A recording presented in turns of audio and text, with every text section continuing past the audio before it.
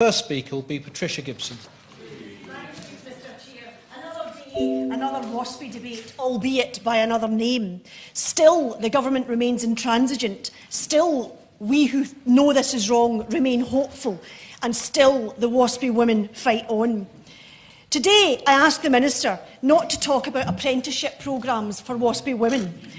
I ask him not to talk in a circuitous route about the debates about how we're all living longer, which is often trotted out. That great, you know, we're all living longer, blah, blah, blah. That doesn't bear any relationship to what is being debated and what the Waspi women want to be debated. That women born in the 1950s were given little or no notice that their pensions were to be delayed by several years. Retirement plans thrown into chaos, caring responsibilities presumably to be ignored, and financial hardship for women who have worked their whole lives on a scale that is simply unacceptable. And no cognizance seems to have been taken of the fact that this hits also those generation of women who suffered from pay inequality relative to their male counterparts. So this is a cruel double whammy.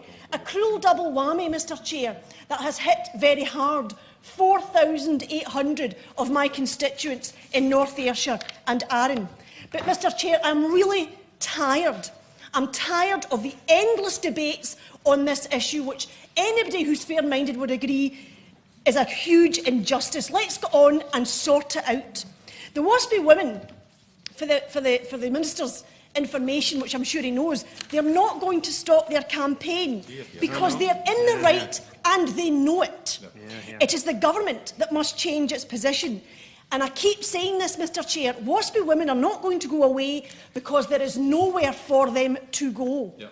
It's their money, they paid in their pensions in good faith, and it really is the morally correct thing to do for the government to pay out. And I remind the Minister, although I know that he knows this, I remind him this is not PIN money.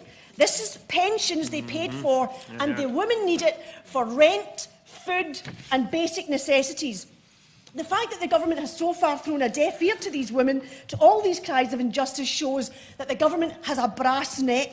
And if this injustice is not addressed, the government really should hang its head in shame. We need to have a grown-up debate about pensions, of course we do, but until this is sorted out, we're whistling in the wind. And I urge the Minister to put this outrage right.